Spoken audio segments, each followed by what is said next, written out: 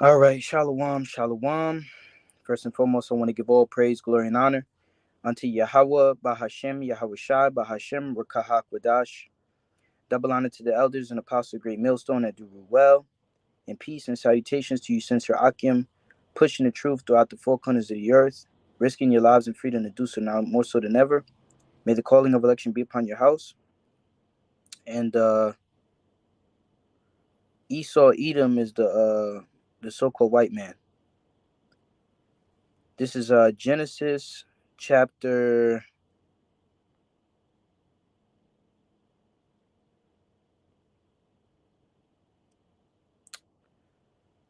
um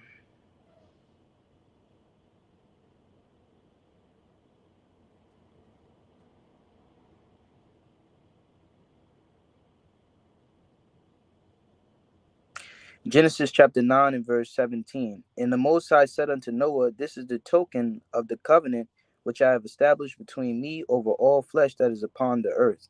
And the sons of Noah that went forth of the ark were Shem and Ham and Japheth. And Ham is the father of Canaan. These are the three sons of Noah, and of them was the whole earth overspread. Okay, so who was it? Noah, Shem, Ham, and Japheth. All right, and out of those three nations come the genealogies of all the people upon the earth. Particularly, we're going to be dealing with Shem, because the progenitor of the dark races would be Ham. When you go into the Zondervan Bible Dictionary, it says Ham, the progenitor of the dark races, not the Negroes. Okay, so us Israelites, we're not Hamites. All right, even though they try to put that stigma, Ham will be the so-called Africans, right? Which we come from the western shores of Africa, but we're not Africans. We're Israelites that were scattered into the shores of Africa, and there's a distinction between the Egyptian and Israel. Okay, let me go grab that.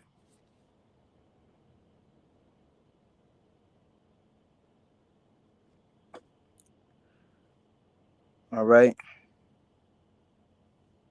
The Lord doth set a difference. Yep, this is Exodus chapter 11 and verse 7. But against any of the children of Israel shall not a dog move his tongue against man or beast, that ye may know how the Lord doth put a difference between the Egyptians and Israel. There's a difference, even though we're dark races. There's a distinction between the Israelites, chosen seed, which they're Shemitic, and the Egyptians, which come from the seed of Ham, which that's what Mizraim. All right, Genesis 10 and 6. And the sons of Ham, Cush, and Mizraim, and Foot, and Canaan. Okay, so Mizraim, that would be the Egyptians. Okay, Cush would be the so-called Ethiopians, right? Because you got the sons of Ham, which is those Africans. They're dark races, but they're not Shemitic. All right. This is Genesis 10 and 1. Now these are the generations of the sons of Noah, Shem, Ham, and Japheth, and unto them were sons born after the flood. All right. Now, so we have Ham, okay, we have Japheth, Gomer, and Magog, right? Genesis 10 and 2, the sons of Japheth, Gomer, and Magog, and Madai, and Javan, and Tabal, and Meshech, and Taras, which, those lands that are inhabited, um, they were Japhetic lands, but Esau, Edom took over those lands. All right, and that's why we attribute Gog and Magog to Russia, because that is the same land where the Japhetic people originally inhabited it, but Esau, Edom took it over. All right, and is calling himself Russia. All right, but when you go into it, the third verse, it says, "And the sons of Gomer, Ashkenaz, and Riphath, and Togarmah," which obviously they're Japhetic. All right, talking about those lands of over there by Turkey and stuff, right? It says Ashkenaz, and a lot of these people call themselves Ashkenazi Jews, right? They don't want to be Edomites, which that's what they really are.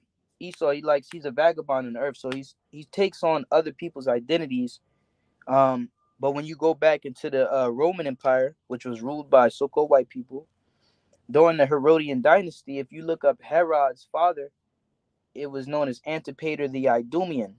And Idumea is just another way of saying Edom. Okay, Idumean Edom is just a Greek way of saying Edom. All right, so if you call yourself an Ashkenazi Jew, that'd be like a converting of some sorts, because you can't be two nations. Ashkenaz is Japhetic, and to be a Jew goes back to the tribe of Judah, which is are come from Jacob, whose name was changed to Israel. So that makes no sense. That's why when you see these Amalekites, which that's what they really are, the tribe of Amalek of Edom, they're really you know a bunch of phonies. That's they stolen an identity. That's why there's a book called the 13th Tribe. All right, but we're dealing with Esau, Edom. All right, so that lets you know that they're not the people of the Lord. Those are Edomites, the sons of Amalek. All right. So this is Genesis chapter 10 and verse 21. Jump down into Shem, which we're Shemitic. They try to say anti-Semitic, which Shem just means name. And when you go into the chapter before, it said, "Blessed be the God of Shem," because Ham was cursed because um, he was looking on his father's nakedness, meaning his woman. Okay, this Genesis 9 and 22. And Ham, the father of Canaan, saw the nakedness of his father, and told his two brethren without. And Shem and Japheth took a garment and laid it upon the shoulders, and went backward and covered the nakedness of their father. And their faces were backward, and they saw not their father's nakedness. And Noah awoke from his wine, and knew what his younger son had done unto him. And he said, "Cursed be Canaan, a servant of servants shall he be unto his brethren, and he shall be." And he said, "Blessed be the Lord power of Shem, and Canaan shall be his servant." That's right. Okay, so that puts Canaan right up out of there. Shem, uh, um, Ham, and Japheth, right? But the son of Ham, which is Canaan, all right, is looking on his father's nakedness. So he said, "Cursed be Canaan." All right, the Canaanites, which I believe are the Philistines. And they changed that today to be Palestine, which it goes back to the Philistines. But none of those people are they're not Hamites, because you got a lot of people that went into these lands, and they're taking on the names of these people in these lands, like the modern day Egyptians today. They're like Arabs. They're like Arabic. Same thing with a lot of those so-called Africans up there in North Africa. They basically entered into those lands um, through uh, you know being migrated. Okay, migrating to different areas, and naming themselves after those lands. The same thing Esau Edom did, but through the spirit, we're exposing everybody back to their true biblical identity. All right, so Canaan was cursed. Okay, and he said, "Blessed be the God of Shem." Now, dealing with Shem, Genesis 10 and 21. And unto Shem also, the father of all the children of Eber, the brother of Japheth the elder, even to him were children born. The children of Shem, Elam, Ashur, Arphaxad, and Lud, and Aram. All right, so there you got Elam, which they're Shemitic. Those Elamites are the so-called Indians, East Indians, Persians. Those are Elamites. Okay. Now, when you're dealing with Elam, you deal with Ishmael. Ishmael is the so-called Arab nations. Okay, which is like Saudi Arabia, a lot of those Iraqis, um Afghanistanis, and these different Arab nations. They come through the seed line of Ishmael, which Ishmael is the son of Abraham that he had with Hagar, which is also Shemitic. So you got Ishmael that's Shemitic, you got Elam that's Shemitic, right? Because that comes through the line of Shem, right? So it says The children of Shem, Elam, and Ashur, and Arphaxad, and Lud, and Aram. And the children of Aram, Uz, and Hul, and Gether, and Mash, and Arphaxad begat Salah. Salah begat Eber. All right. Okay, so it just goes down. So through that Arphaxad and Lud, all right, when you go into it, Eber in Genesis 11.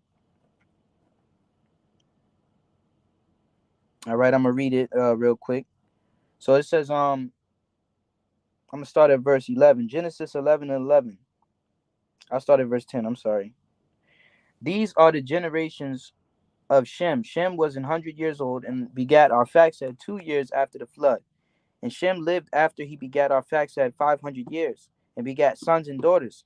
And Arphaxad lived 530 years, and begat Salah. And Arphaxad lived after he begat Salah 403 years, and begat sons and daughters. And Salah lived 30 years, and begat Eber. And Salah lived after he begat Eber 403 years, and begat sons and daughters. And Eber lived 430 years, and begat Peleg. And Eber lived, and he begat Peleg 430 years, and begat sons and daughters. And Peleg lived 30 years, and begat Ru.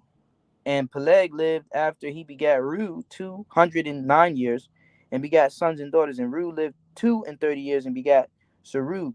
And Ru lived after he begat Serug 207 years, and begat sons and daughters. And Serug lived 30 years, and begat Nahor. And Serug lived after he begat Nahor 200 years, and begat sons and daughters. And Nahor lived 29 years, and begat Terah.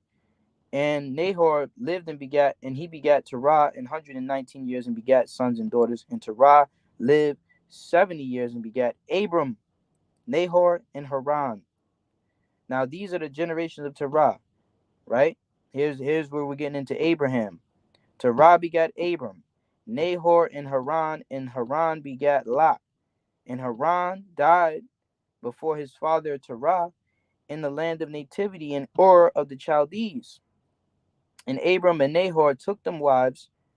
The name of Abram's wife was Sarah, and the name of Nahor's wife Milcah, and the daughter of Haran, the father of Milcah, and the father of Ish. But Sarah was barren and had no child. And Terah took Abram his son, and Lot, the son of Haran, the son's his son's son, and Sarah, his daughter-in-law, his son Abram's wife, and they went forth with them from Ur of the Chaldees to go into the land of Canaan, and they came unto Haran and dwelt there. Right.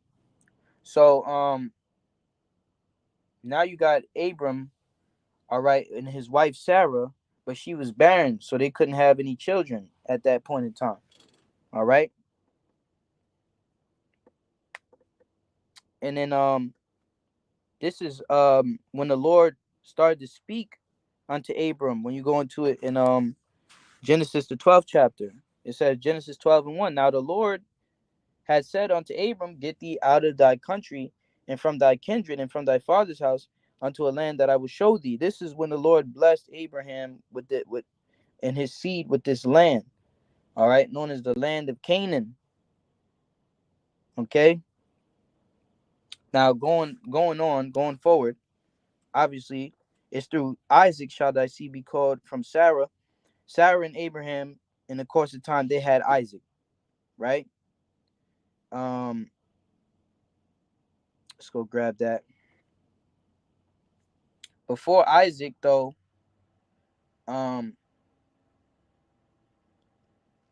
Abraham had a woman named Hagar, and they created Ishmael. Okay, this is Genesis chapter 17, and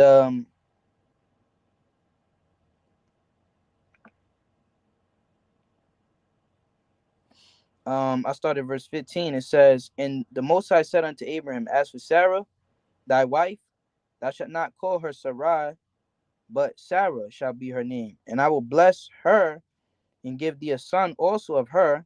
I will bless her. and she shall be a mother of nations. Kings of people shall be of her. Then Abraham fell upon his face and laughed, and said in his heart, Shall a child be born unto him that is 100 years old? And shall Sarah that is 90 years old bear? And Abraham said unto the Most High, Oh, that Ishmael might live before thee.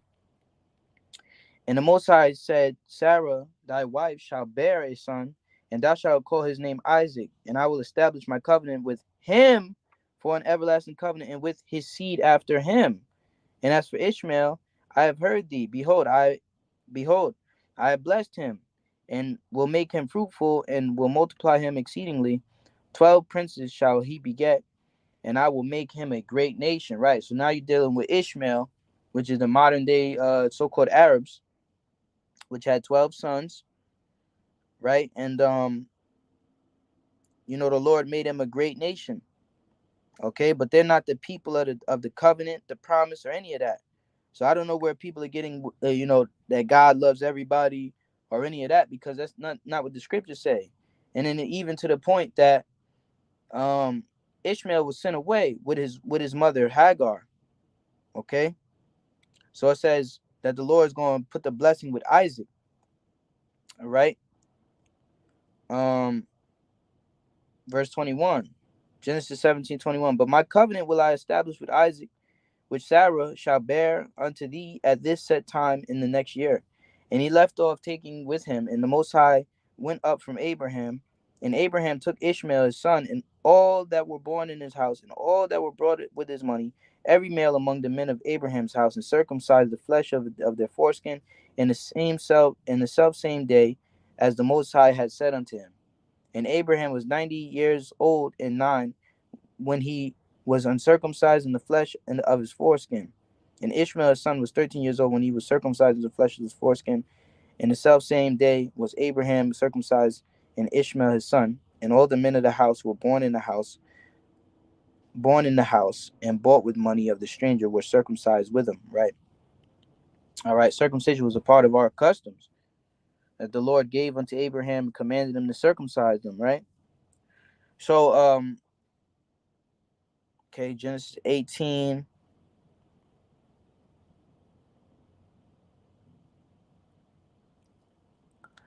All right. You have Sodom and Gomorrah, Lot over there.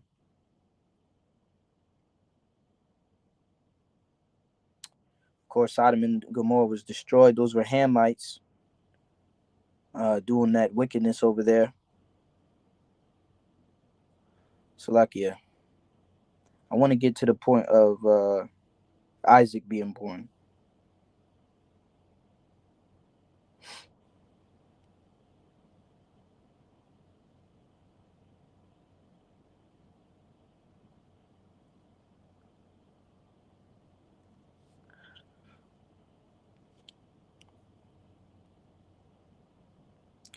So, like, yeah.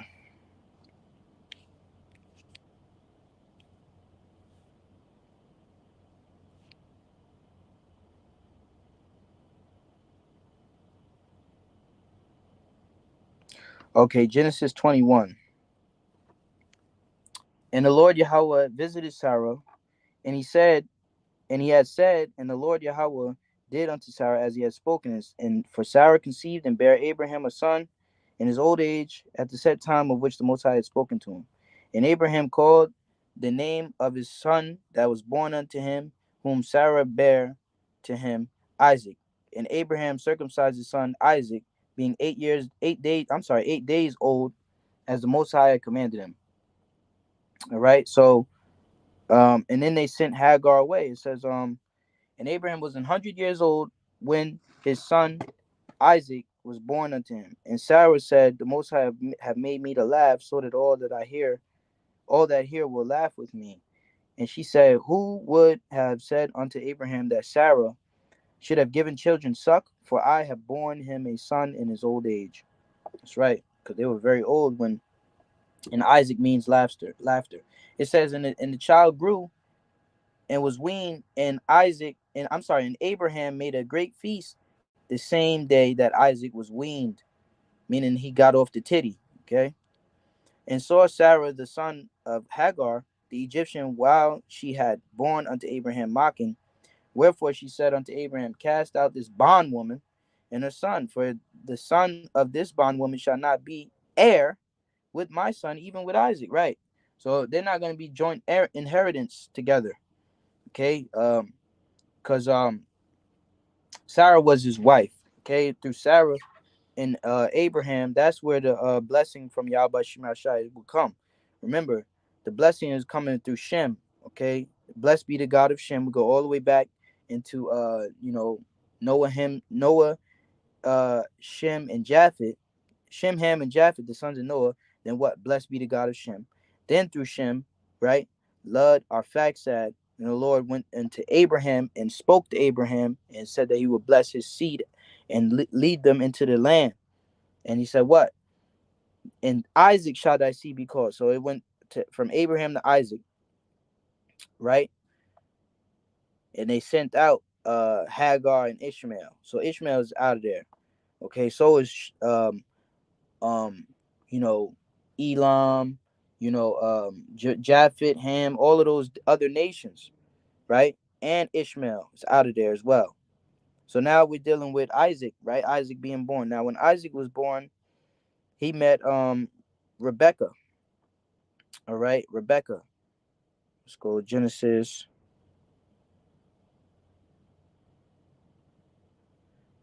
24, and I'll just get straight to the point. It says Genesis 24 and 62.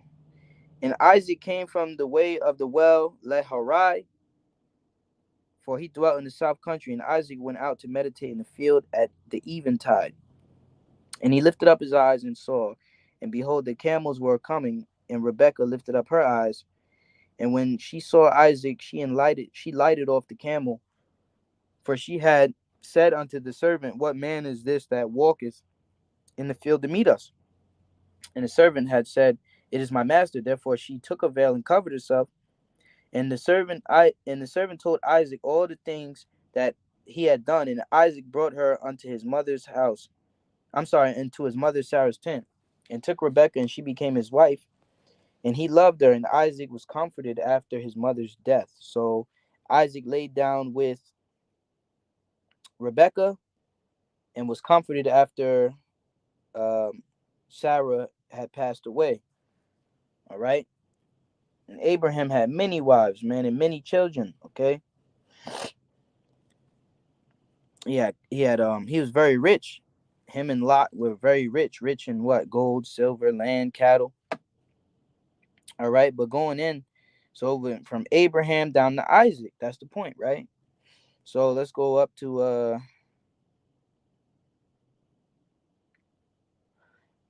Abraham had passed away, right? Genesis 25 and 8, it says, I'll start at verse 7. It says, and these are the days of the years of Abraham's life, which he lived in 100 threescore and 50 years. He lived 100 and 20, so 160, 75. He was 175. It says, and Abraham gave up the ghost and died in a good old age, an old man, full of years, and was gathered to his people. And his sons Isaac and Ishmael buried him in the cave of Machpelah, in the field of Ephron, the son of Zohar the Hittite, which is before Mamre, the field which Abraham purchased of the sons of Heth. There was Abraham buried, and Sarah his wife. So they were buried together, right? Who buried them? Isaac and Ishmael, his sons, right? So then it goes into the generations of Ishmael, Abraham's sons. Okay, and when you go uh look these places up, these are actual cities in the land of I forget exactly what the name is. Okay, Slack it 1 second, let me just bear with me.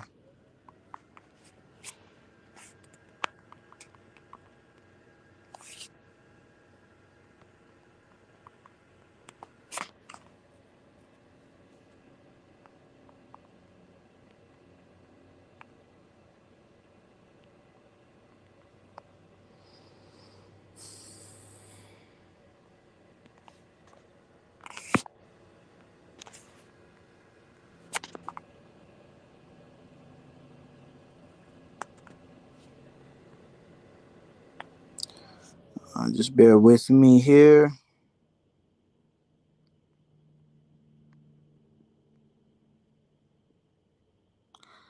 Okay, when you look into these ancient maps of Arabia,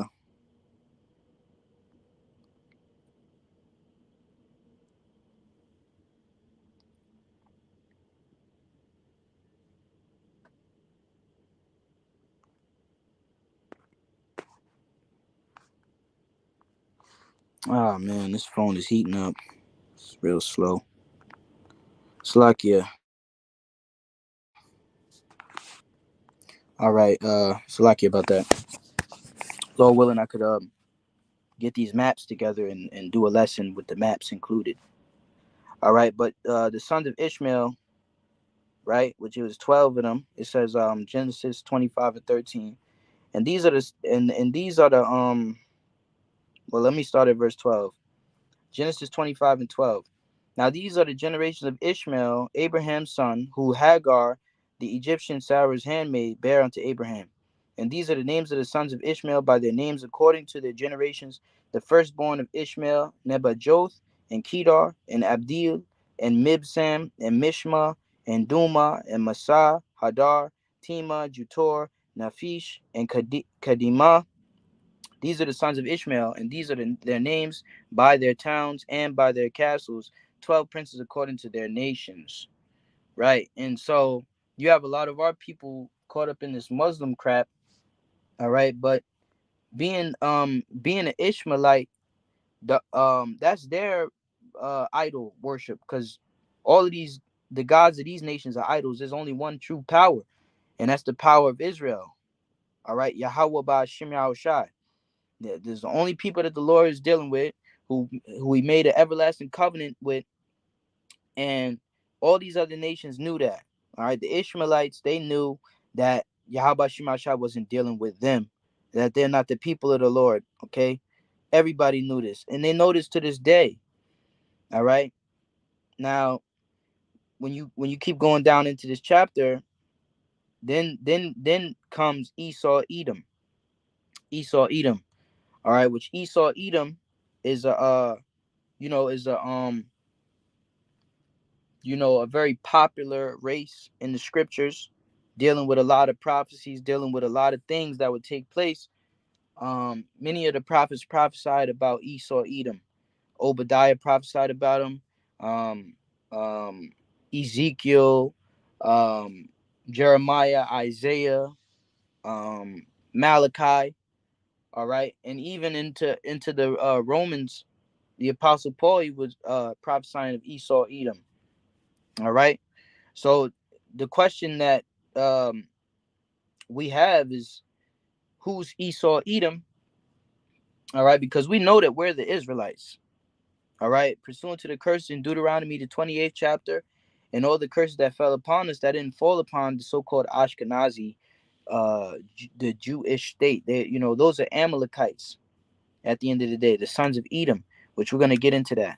So this is Genesis chapter 25, and I'll start at verse 23. Well, I started verse 20. I'll start at verse 19. Genesis 25 and 19. And these are the generations of Isaac, Abraham's son, right? Abraham begat Isaac, and Isaac was 40 years old when he took Rebekah the wife, the daughter of Bethuel, the Syrian of Padanaram, right? The sister of Laban, the Syrian. Okay. So this is what the scriptures are talking about, where it says, abhor not an Edomite, because that's a clerical error dealing with the two names of Edom and Assyria. You have Esau, which is um,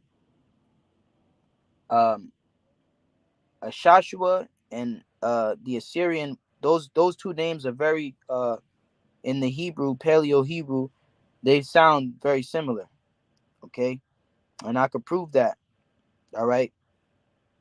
But when it said abhor not in the Edomite, it's really talking about abhor not in the Syrian, for they are thy people. Let me go grab that.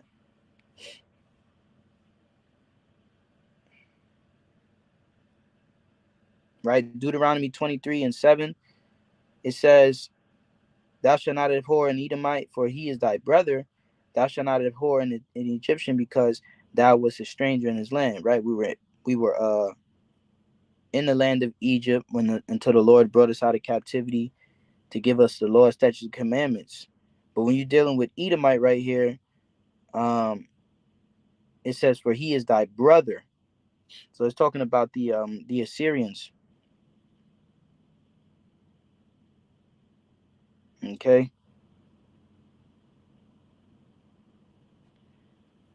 So going back into Genesis 25:20, and Isaac was 40 years old when he took Rebekah the wife, the daughter of Bethuel, the Syrian of Padanaram, the sister of Laban the Syrian, right? Because that's where Isaac um got his wife from. It says, and Isaac entreated the Lord Yahweh Shemashai for his wife, because she was barren. The Lord was entreated of him, and Rebekah his wife conceived, and the children struggled together within her. And she said, "If it be so, why am I thus?" And she went to inquire of the Lord. So now, um, Isaac and Rebekah have children, struggling within her womb, and they were fighting pretty much. They were wrestling inside of her womb. So she's asking, if I'm supposed to, be having these children, why is why is this happening? And the Lord Yahweh Shemashai said unto her, "Two nations are in thy womb, and two manner of people shall be separated from thy bowels, and the one people shall be stronger than the other, and the elder shall serve the younger." All right. And when her days to be delivered were fulfilled, behold, there were twins in her womb. And the first came out red all over like an hairy garment, and they called his name Esau, right? Red all over. What other people do you notice out here that's red all over? All right. Besides the so-called white man, which they're not white, they're really red. That's what Edom means. Edom means red. All right. Esau means wasted away is he. Okay. And so we're brown, or dark races or whatever. The reason why there's a distinction between Esau and Edom is because um he has no pigmentation, pretty much leprous.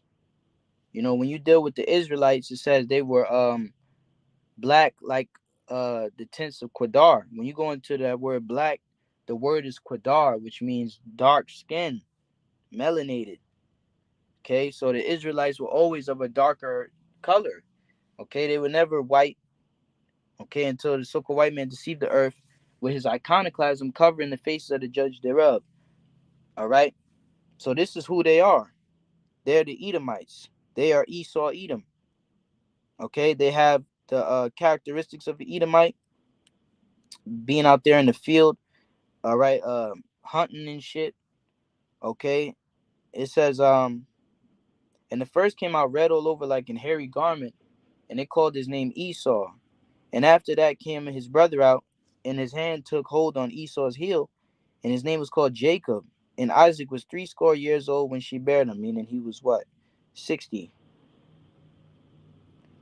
And the boys grew, and Esau was a cunning hunter and a man of the field, and Jacob was a plain man dwelling in tents. And Isaac loved Esau because he did eat of his venison, but Rebekah loved Jacob. And Jacob sawed pottage. Esau came from the field, and he was faint. Now, dealing with the blessing, right? Um, when you deal with the 23rd verse of in the 25th chapter, says, "The elder shall serve the younger." So whoever comes out first is going to serve the one that comes out next. All right, that's what it talks about. So all of this, you know, Jacob stole the blessing and all this other stuff is nonsense, because it was already set up that way that Esau was going to be serving Jacob. Romans 9:11, "For the children being not yet born, neither having done any good or evil, that the purpose of the Most High according to election might stand, not of works, but of him that calleth, it was said unto her, the elder shall serve the younger." Okay, so the elder shall serve the younger. When you deal with that, who came out first? Esau. So he's older. All right, and he told him, he said, what? Two nations are in thy womb. One shall be stronger than the other. The elder shall serve the younger. Okay, who is stronger? Jacob is. Okay, Esau is feeble. Okay, besides him having that blessing, which is the sword. You got some Edomites that are mighty or whatever. They could fight, but they might be jakes. A lot of these Edomites are real low down, weak people, man. Base people. All right. That's why Jake dominates all athletics, dominates pretty much, all manual labor. Esau don't labor. Jake is the one that's out here laboring and building these roads, and Issachar, is a strong ass. He built a lot of these houses and everything, which Issachar means he is hired. All right, that's talking about the so-called Mexican. All right, there's some good laborers, they're good workers. All right, Issachar. But because we want to be real concise about what we're teaching, because people have answers, and these are long, drawn out lessons in order for our people to understand, through the spirit, because the Lord has quickened us to have this understanding. But we're supposed to be able to make it plain upon tables. All right, so this is Genesis 25 and 29. And Jacob sowed pottage, and Esau came from the field and was faint. And Esau said to Jacob, feed me, I pray thee, with that same red pottage, for I am faint. Therefore was his name called Edom. Now Edom, Esau, Edom, he's the progenitor of the Edomites. Okay, and it's accounted for the seed. Two nations are in thy womb. That's what the Yahweh Shemashai told him. So the seed line of Jacob would be the Israelites, and the seed line of the Edom, Esau, would be the Edomites. All right, and when you deal, okay, so Esau, he sells his birthright. It says, and Jacob saw pottage, and Esau came from the field and was faint. Verse 30. And Esau said to Jacob, feed me, I pray thee, with that same red pottage, for I am faint. Therefore his name was called Edom, which means red. And Jacob said, sell me this day thy birthright. And Esau said, behold, I am at the point to die. And what profit shall this birthright do to me? So, the Lord rejected Esau, just like the Lord rejected Cain. Which Esau, if you could receive it, Esau, Jacob and Esau is the same thing as Cain and Abel. All right, dealing in the sons of Adam, Adam and Eve. All right, and then what? Abel was slew by Cain, and then came forth Seth.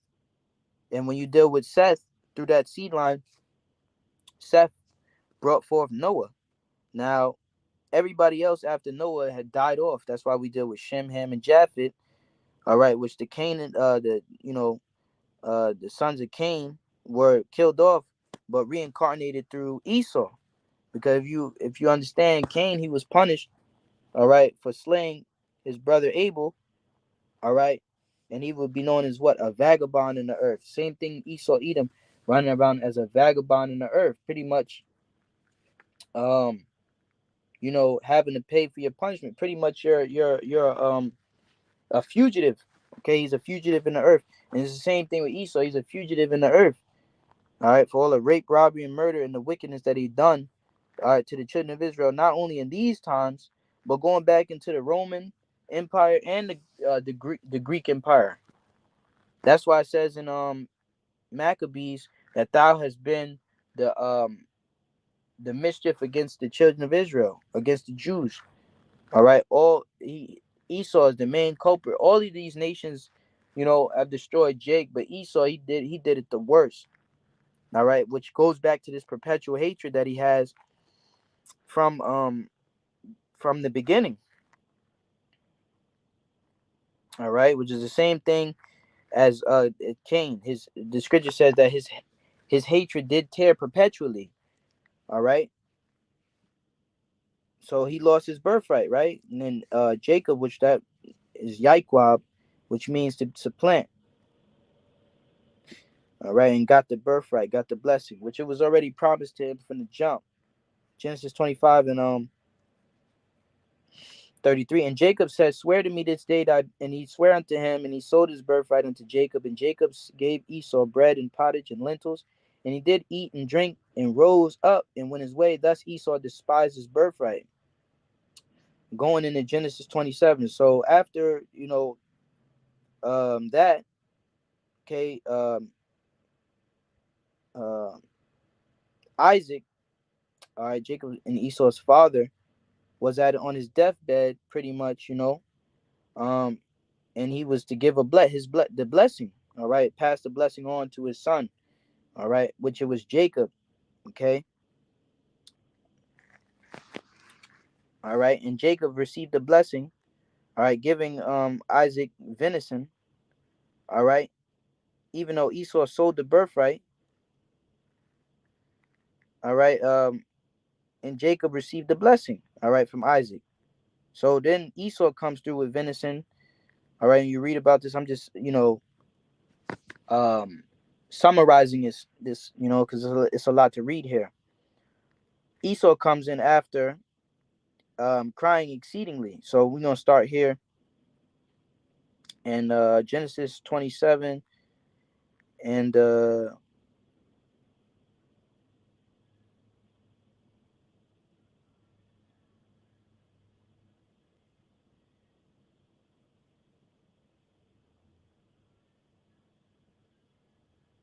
um,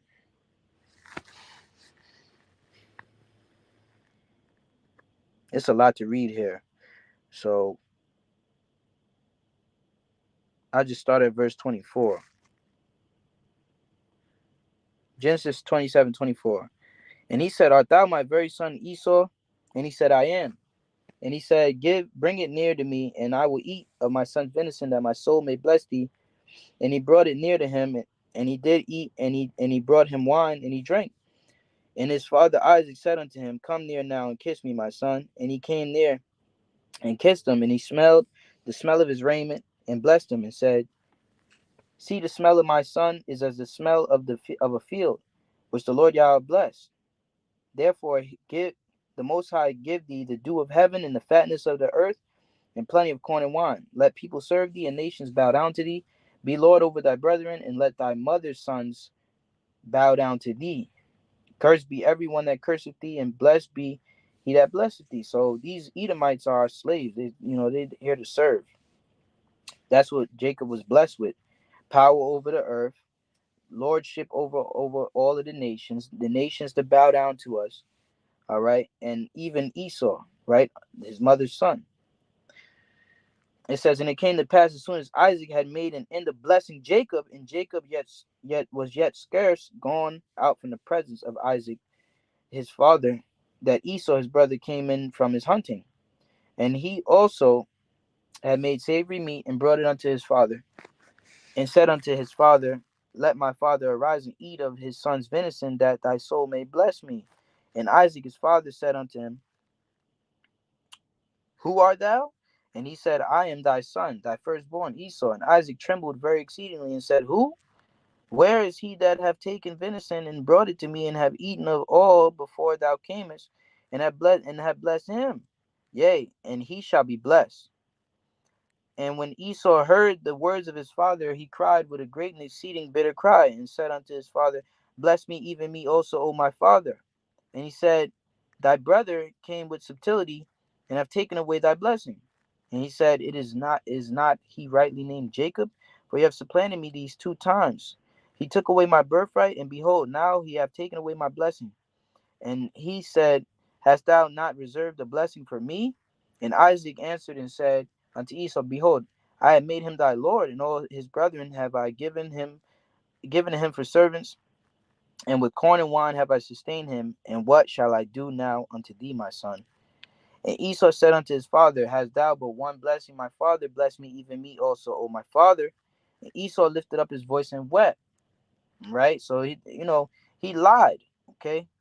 He lied, man. He didn't take away your birthright, you sold it. All right. So here he is lying again. All right, you sold your birthright for a morsel of meat. It was no value to you, but you saying that Jacob supplanted you and took it, okay, like he stole it or something. And Esau is lying, okay? So it says, and Isaac his father answered and said unto him, Behold, thy dwelling shall be the fatness of the earth, and the dew of heaven from above. So Esau received the blessing from Isaac as well. All right, the fatness of the earth, the dew of heaven from above. Here's the point that differentiates Esau from Jacob. All right, and by thy sword, Salakia, and by thy sword shalt thou live, and shalt serve thy brother, and it shall come to pass that thou shalt have dominion, that thou shalt break his yoke from off thy neck. So this devil has been ruling with the sword, which is his military might, weapons, nuclear missiles, so on and so forth. That's how he has the whole world in subjection. Not because he's righteous and it's because the Lord blessed him with a great sword. All right, that's how we know that the so-called white man is the Edomites as well, because they were blessed with the sword, and they will rule the earth with that sword, which is what? Those nuclear missiles, those atomic bombs that came through after Hiroshima, Nagasaki. All right, that's when Esau really, took the whole world by storm. All right, and set up this NATO EU shit in the 1940s, and this beast system was really the Roman Empire was revised, and it has been that short little period. All right, that they've been ruling, and it's all falling apart ever since 1969 when the truth came out. All right, starting with Abba Bivens, who we believe is John the Baptist. All right, the messenger before the great and coming day. All right, Elijah, right? Elijah the prophet. Because the Lord said, before that great and coming day, I will send forth Elijah. So ever since 1969, which was 3 days and a half as prophesied, from 1619 to 1969 is 350 years. Since slavery started in 1619, then us coming back into this truth and when it started in 1969, as 3 days and a half, the spirit of life entered into us and we're standing upon our feet. And we're the ones out there bringing out the words of Yahweh Shema Shai. We're the Israelites. Now we're living in Esau, Edom's blessing. It was prophesied. You go read about it. Esau is the end of the world. Jacob is the beginning of it that follows. Because when you deal with the birth of Jacob and Esau, Jacob held Esau's heel. For Esau is the end of the world. Jacob is the beginning of it that follows. So right after Esau will rule, which we're in Esau's rulership, which deals with Yahweh Shai coming back and destroying Esau in Isaiah 63, right? Who's this that coming from Edom with dyed garments from Basra, showing his glorious power and destroying his great sword and the power grip that Esau has on the earth, showing himself to be nothing and glory and getting the glorification back into Yahweh by Shema Shai, the true powers, all right, the Israelites, all right, and the people of the Lord. All of that's going to be brought back into remembrance, and it's going to be shown with real signs in real time. All right. But yeah, these Edomites are being exposed. Now, when you go into it, I want to deal with the sons of Edom. All right, which it deals with his generations as well. All right, and how Amalek comes out of that. Now, this is all of this is way before the Egyptian captivity and us, the Lord delivering us out of that. And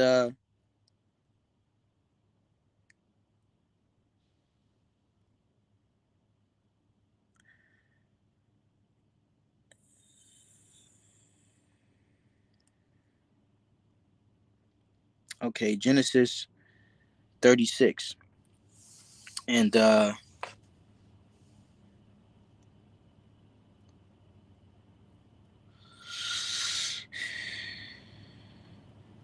okay, when it talks about Mount Seir, it's talking about Esau, Edom. It said prophesy against Mount Seir, is talking about America, Babylon the Great. Okay, anywhere that these Edomites dwell at, and they dwell in here in America, which they created this great power dynamic. That's why he said the earth has been given into the hands of the wicked. This is Genesis 36. Now these are the generations of Esau. Who is Edom? Esau took his wives of the daughters of Canaan. Ada, the daughter of Elon the Hittite, Aholibama, the daughter of Anna, the daughter of Zibio, the Hivite. So Esau, he had Canaanite woman, he had so-called Africans, Hamite woman.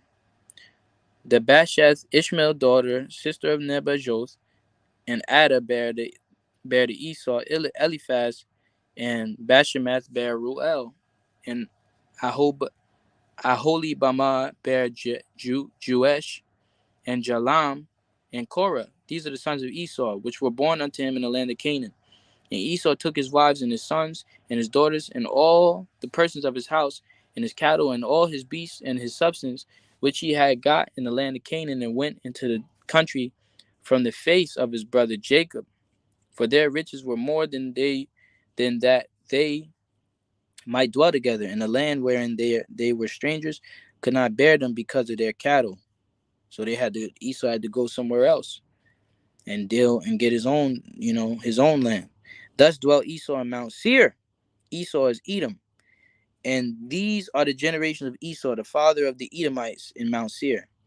These are the names of the sons of the Esau's sons: Eliphaz, the son of Ada, the wife of Esau; Reuel, the son of Bashmeth, the wife of Esau. The sons of Eliphaz were Teman, which is the Germans. Teman, Omar, Zepho, and Gatam, and Kenaz. And Timnah was concubine to Eliphaz, Esau's son, and she bare to Eliphaz Amalek.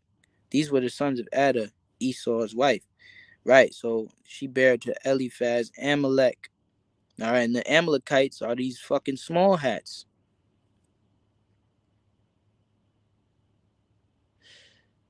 All right, the dukes. All right, the dukes of Edom, Amalek. All right, so that's where you get these small hats from, and they didn't enter into that land until 1948 by the Balfour Declaration. All right, they're all Edomites, whether they speak, fucking French, Spanish, or English. They're all Edomites. We're living in Esau's power dynamic structure because it was prophesied, all right, that Esau would be ruling at the end. The earth has been given into the hands of the wicked. The border of wickedness is Esau, Edom. All right, and the ones that's ruling the earth by the sword is none other than the so-called white man Caucasian. Now, the children of Israel, at the end, they would be in captivity when the Lord would deliver them out of the hands of the modern-day Egyptian Edomites, which we're living in today, known as Babylon the Great, which is the land of our captivity, a big jail for the Israelites. All right, the Israelite is the slave, and these other nations are supposed to be the slave master. That's the philosophy that's been pushed here, and it's very evident and clear. So-called Negro, Latino, Native Americans are the ones that were oppressed together in this land, who they've held and have not let go, which goes all the way back to that perpetual hatred that Esau had for Jacob after he sold his birthright. All right, and Isaac blessed Jacob with. All right, so with all that manner of scripture and all the manner of prophecy that we bring out, if we are not the Israelites, then who are we? And if they're not the Edomites, then who are they? You see? But see, only the elect is going to be able to receive that understanding. But I just wanted to bring it out because it's very important. These lessons can go even longer. Okay? I'm gonna deal in the next lesson, I'm gonna deal with the Israelites and why they're the so-called Negro, Latino, and Native Americans. All right? Shalom.